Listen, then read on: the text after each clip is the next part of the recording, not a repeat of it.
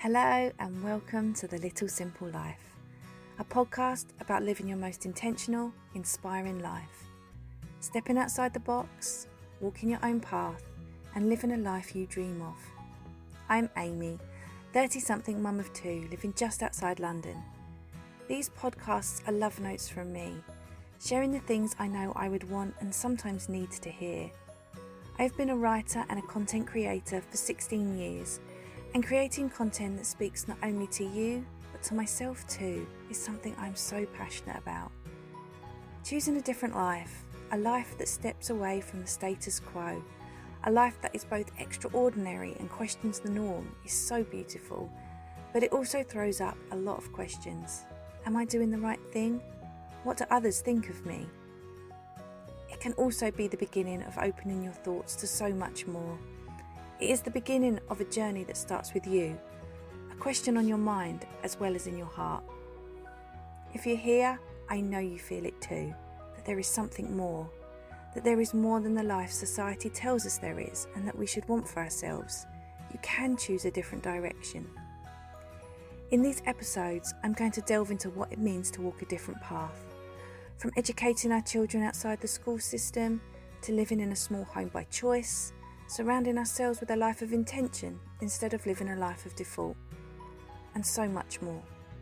I welcome you to come on this journey with me, to open your heart and mind to a different way of living. Whether you're already walking your own path, are keen to make a change, or just want to learn a little more, I thank you for joining me. I hope you find what you are looking for with the words of these podcasts, and I hope they speak to you in your own unique way. You can find me over on Instagram at The Little Simple Life, where I share more about our journey, and if you too have an account there, I would love to connect with you.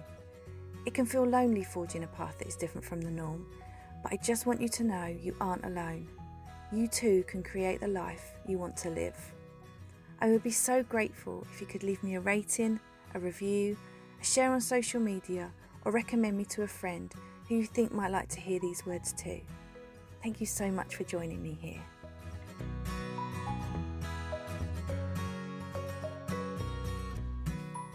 Okay, so for today's episode, I'm going in deep and I'm opening up. If you follow me on Instagram, you know that I'm fairly open about talking about this. But I am going to give you a trigger warning now. This episode is going to be about breastfeeding and breastfeeding grief and trauma. If you aren't in a space where you feel like this is something you can listen to, then please protect yourself and click off and go and listen to one of my other episodes. Okay. I want to preface this with, I guess, a little request. Please be kind. Please be kind to me. This is difficult for me to open up about. Not as difficult as it used to be, but it's difficult nonetheless. But it's a really important topic, and I would be doing myself a disservice if I don't put that here. Okay, on with the show.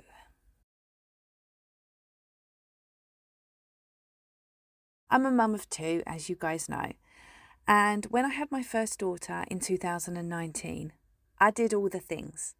And when I say that, I mean I prepped like there was nothing more left to prep.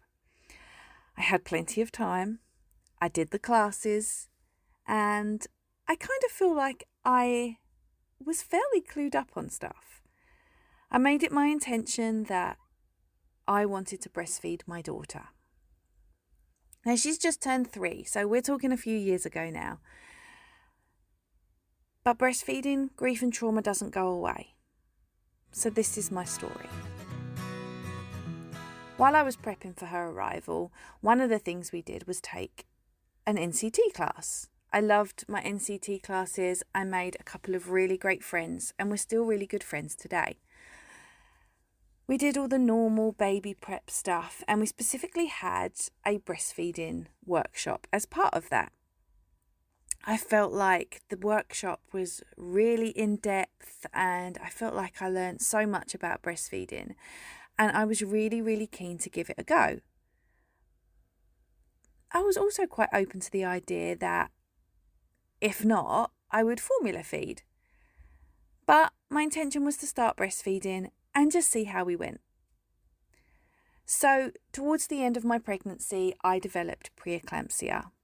It was quick, and in the time between seeing my midwife and getting to the hospital within a couple of hours, my blood pressure has skyrocketed.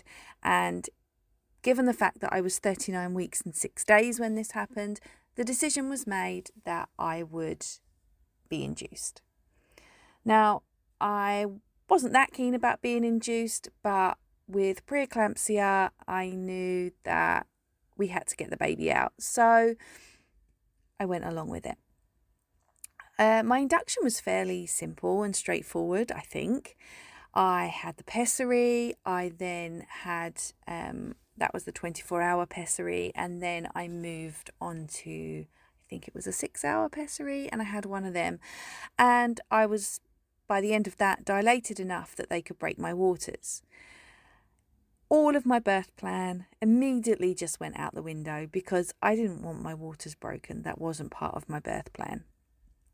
But I figured they know best, and so I went along with it.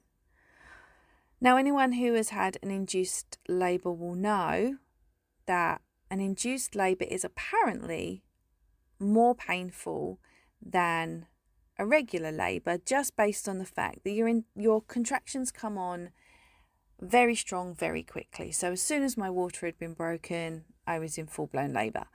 And that was really uncomfortable.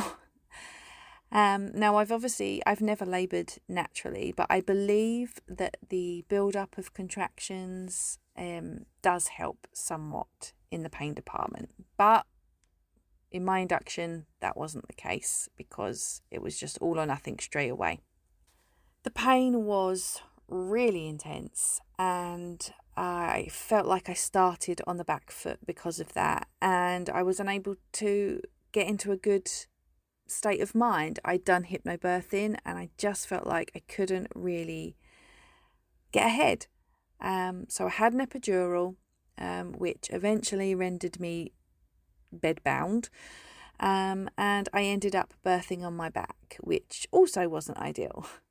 So all of that to say that I had a long, arduous 18-hour labour, which ended in a assisted forceps delivery and an episiotomy. I then suffered a postpartum hemorrhage, and yeah, it was a good time. So breastfeeding. I initiated breastfeeding straight after birth. I felt like we were doing really well. In the hospital, I felt like I got okay support, but I felt like I was doing it. There I was, breastfeeding. When we got home, things, however, were not going as well. I was very sore, and I now know that was because we didn't have a very good latch. I didn't find the support at home helped me, and I guess as well, because my daughter had jaundice and was rapidly losing weight, and because she wasn't feeding effectively, I felt very pushed down the formula route. I tried to continue breastfeeding, I pumped, I tried to get my supply up. I was on a lot of medication from a lot of the issues from my birth, and formula took over. It wasn't until months later that I realised how devastated I was due to the lack of support. I wasn't able to breastfeed my daughter. By the time she was 6 weeks old, she was fully formula fed. I was gutted. I was really gutted. And I actually didn't even realise how much I wanted to breastfeed her. I would go and get her weighed with the health visitors, and I would express to them, that I was sad that I wasn't able to breastfeed, but the support wasn't there. They told me that she was fine and that she was thriving, and she was thriving on formula, and I did my best, and that's all anyone can ask. But nobody cared about me. Nobody cared about how I felt about breastfeeding. Nobody cared that my breastfeeding goals were diminished. A healthy baby, that's all you want. But what about a healthy mum? My brain didn't feel very healthy. When I think back to that time, I try and think about what went wrong. We came home from hospital and I was very poorly and very exhausted. Having a postpartum hemorrhage left me with severe anemia and I was on iron tablets. I was very sore from my episiotomy. But I thought that was normal. This was my first baby. I didn't really know what to expect. After my community midwife discharged me, I was really alone. And God bless my community midwife, let me say that. She came round at the drop of a hat to try and help me with breastfeeding. She really did everything she could. She got the breastfeeding support worker to come in and help me. But it wasn't enough. There wasn't enough support. And formula seemed like it was helping. The problem is, once you start supplementing formula, in the most part, breastfeeding gets pushed back. And breastfeeding is a supply and demand thing, as I'm sure all of you know. I still think about what went wrong. I still do. It took me so long to be able to open up and talk about it. I was gutted. I was devastated. The health visitors didn't listen. All they were concerned about was that I had a healthy baby and that she was gaining weight so brilliantly. I had a really good friend, one of my NCT friends, and she listened to me. She really listened to me. Every time we were together, I'm sure it was something that came up, but I was so hurt and I needed to speak to somebody about it. It wasn't until months later, really months later, that I came across the term breastfeeding grief and trauma. And so I started to look into it a little more. I thought about my experience and what it meant to me. I was devastated. I was so devastated. But I had this healthy baby. Why was I still feeling so sad about feeding her? Because ultimately, in the long run, I knew she was thriving. So why was I hurting so much? When I came across breastfeeding grief and trauma and I looked into it, everything slotted into place. I knew that's what I had been suffering from. I would talk about it with my husband, about the experience I had of breastfeeding.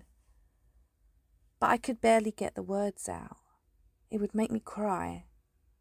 It took me such a long time to be able to sit here now, to sit here today, talking about this.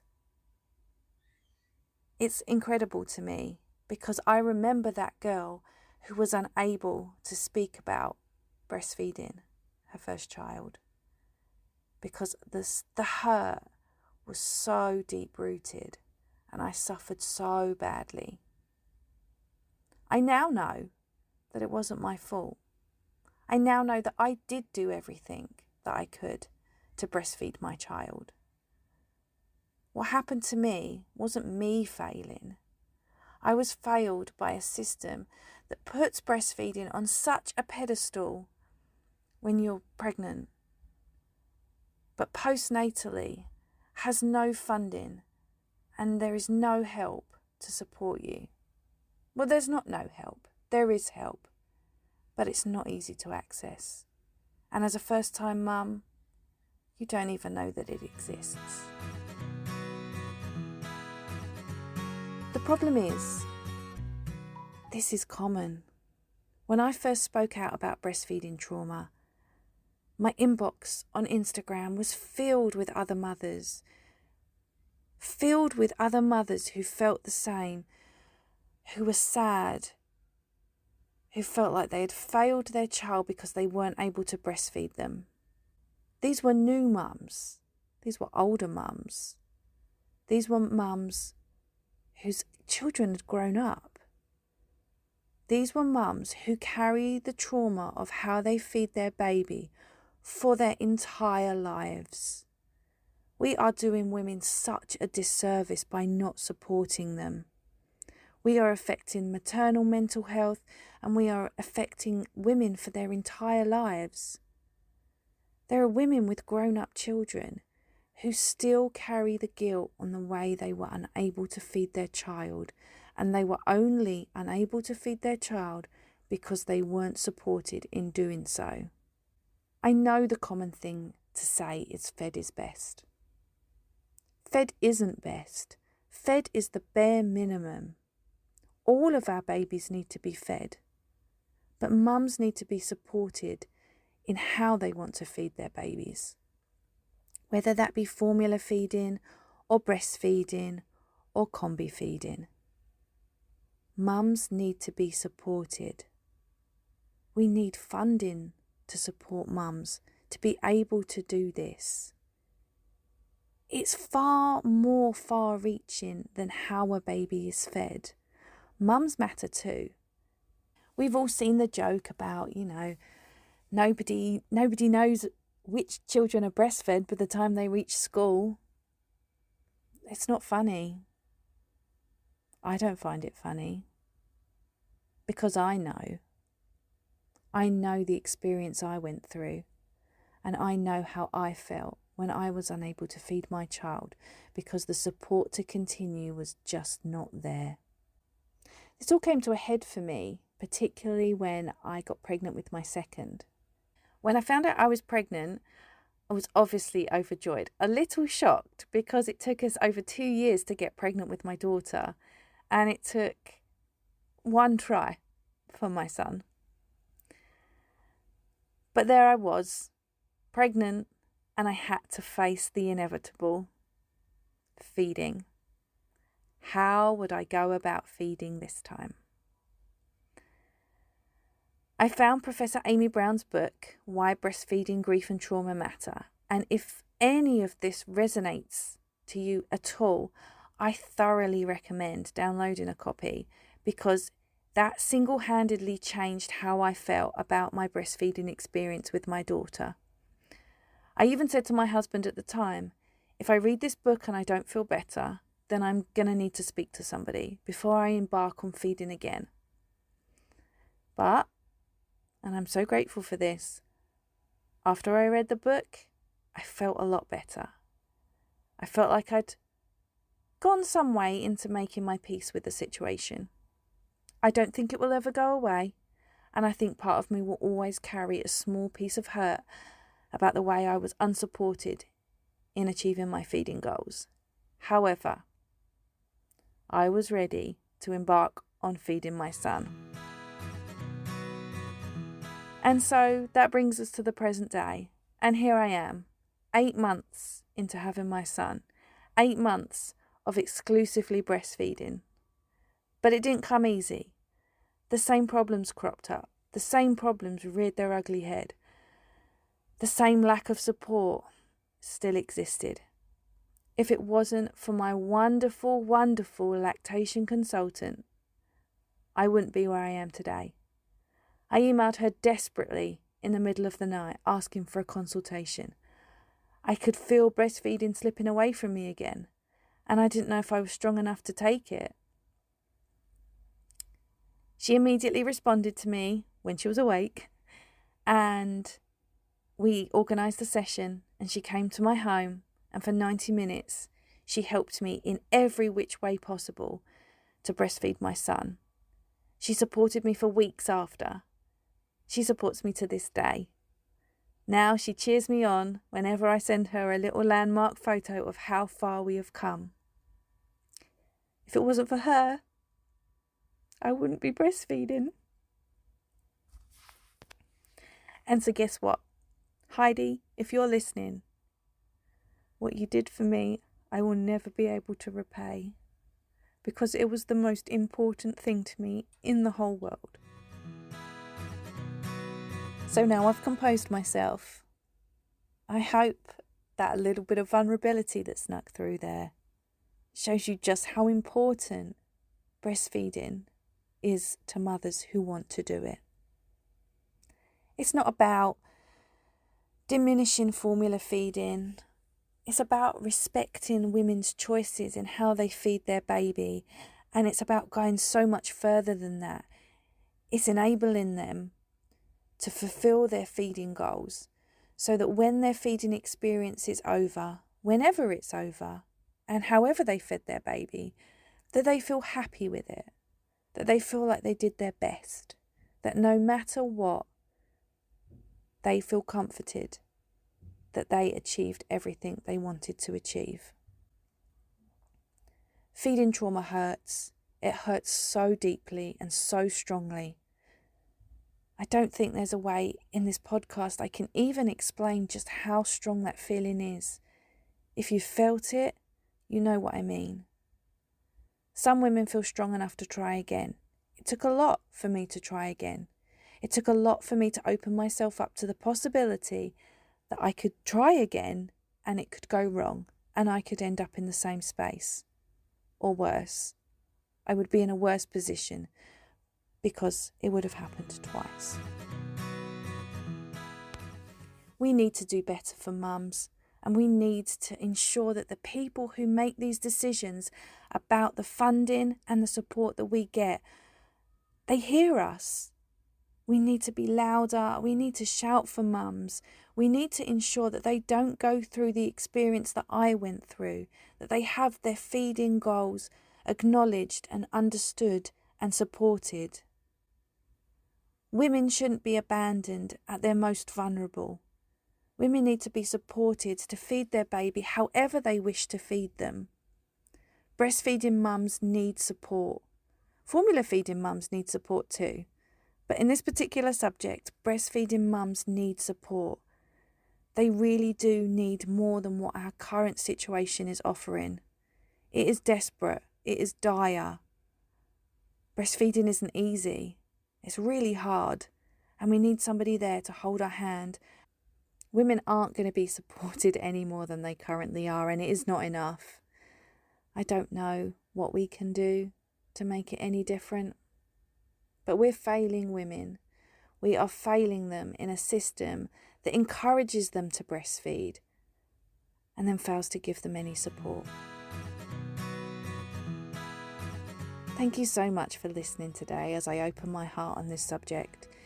It's a subject that is so close to my heart that I feel so deeply about. And it hurts. Sometimes it still hurts. And sometimes, as you'll notice, that hurt still sneaks out. I feel so much better than I did. If you relate to any of this, I really recommend the book I mentioned earlier, Why Breastfeeding Grief and Trauma Matters by Professor Amy Brown. Please don't suffer alone and don't suffer in silence. I know the support isn't there, but if you are feeling down or upset, you're feeling grief and trauma about the way that your feeding experience with your children panned out, go to your GP, ask for help. I promise you aren't alone. Unfortunately, there are a lot of us, and I hope it won't be that way in the future.